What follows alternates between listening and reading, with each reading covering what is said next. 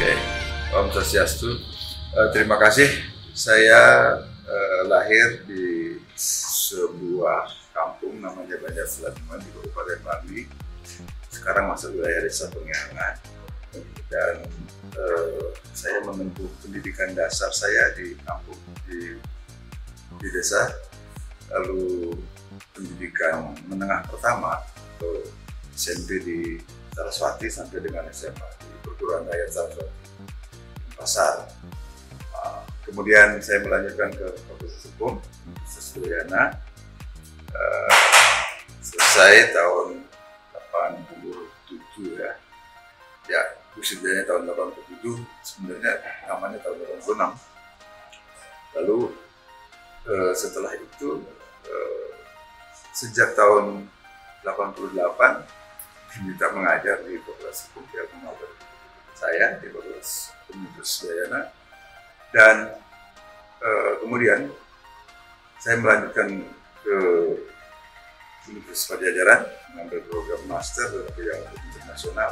Oh ya, tadi saya lupa mengatakan basic saya itu hukum tata negara ketika S1, lalu ngambil S2-nya bidang hukum internasional karena pada waktu itu tidak ada yang mau menjadi asistennya almarhum Pak Mandre, dosen senior kami, mengajar hukum internasional, dan saya ditariklah menjadi asisten beliau. Entah kenapa, alasan saya juga tidak tahu. Dan kemudian karena itu saya mengambil bidang S2 saya di Unpad, mengambil bidang hukum internasional.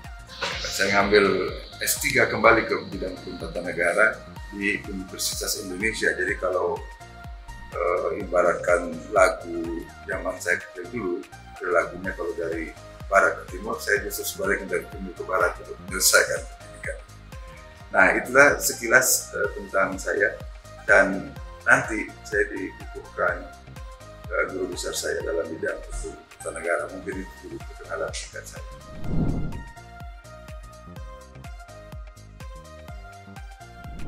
Orasi saya nanti ada berkaitan dengan peran Mahkamah Konstitusi dalam kaitannya dengan perkembangan negara hukum dan demokrasi di Indonesia. Jadi judulnya saya berikan, tentatif judulnya itu adalah Mahkamah Konstitusi dan Masa Depan Negara Hukum dan Demokrasi di Indonesia, kira-kira begitu. Apa yang nanti akan menjadi isinya, saya ingin memberikan gambaran di situ bahwa sejak terjadinya reformasi dan kita kemudian mencoba membangun sistem dan kelembagaan sesuai dengan semangat reformasi itu lewat dilakukannya perubahan undang-undang dasar. Nah, kita sesungguhnya telah mengambil posisi ke arah constitutional democratic state dengan memperlakukan yang satu prinsip penting yang namanya prinsip supremasi konstitusi. Nah, dalam prinsip itulah Mahkamah Konstitusi diberikan peran untuk mengawal konstitusi, karena konstitusi itu diposisikan sebagai hukum fundamental atau hukum mendasar di Republik Indonesia ini. Nah, karena itu segala praktik kehidupan bernegara tidak boleh bertentangan dan harus berdasar pada konstitusi, dan Mahkamah Konstitusi lah yang mengawal itu. Oleh karena itu maka sangat penting peran Mahkamah Konstitusi di sana. Dan saya memulai orasi saya dengan satu ungkapan tegas bahwa tidak akan pernah ada masa depan yang baik bagi negara hukum Indonesia dan demokrasi di Indonesia kalau kita tidak mempunyai Mahkamah Konstitusi yang berintegritas. Persoalannya kemudian adalah bagaimana kita membangun Mahkamah Konstitusi yang berintegritas, atau apa parameter untuk menentukan Mahkamah Konstitusi yang berintegritas itu. Itu yang nanti akan saya sampaikan dalam orasi saya. Kira-kira begitu gambaran.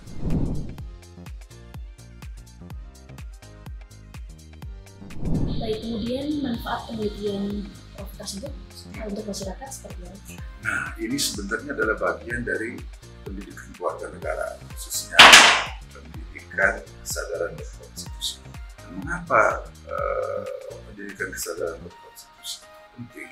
Karena ada ungkapan begini, kalau kita ingin konstitusi itu melindungi kita, maka kita juga berkewajiban menjaga konstitusi itu. Nah, bagaimana caranya? Ya, sebagai warga negara harus paham hak-hak konstitusionalnya, bukan untuk menuntut hak-hak itu, bukan, tetapi agar hak-hak konstitusional itu benar-benar dijamin dan dilaksanakan dalam praktek dan tidak terjadi penyalahgunaan kekuasaan sehingga merugikan hak konstitusional itu.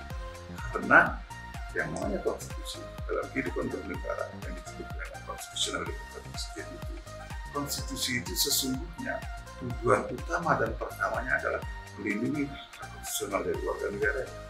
Oleh karena itu, di satu sisi hak konstitusional itu akan terlindungi manakala seluruh kekuasaan dalam negara bekerja sesuai dengan konstitusi.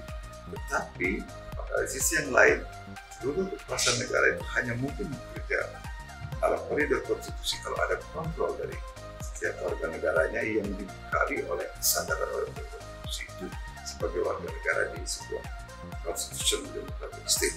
Kira-kira pesannya itulah yang ingin disampaikan, dari itulah manfaat yang barangkali bisa diambil dari orang saya. Dan saya tambahkan satu lagi, pesan ini bukan hanya tertuju kepada masyarakat secara keseluruhan, tapi sesungguhnya pesan ini ingin saya tunjukkan justru kepada pihak-pihak yang sekarang bertugas sebagai penyelenggara negara. Apakah itu di rumpun kekuasaan legislatif, atau DPR khususnya, di rumpun kekuasaan eksekutif, mulai dari presiden ke bawah sampai dengan aparat desa, dan di rumpun kekuasaan peradilan atau judisial atau kekuasaan yudikatif. Karena tiga cabang itulah yang nanti akan menentukan hitam putihnya negara kita yang ke depan. Kira-kira begitu gambaran.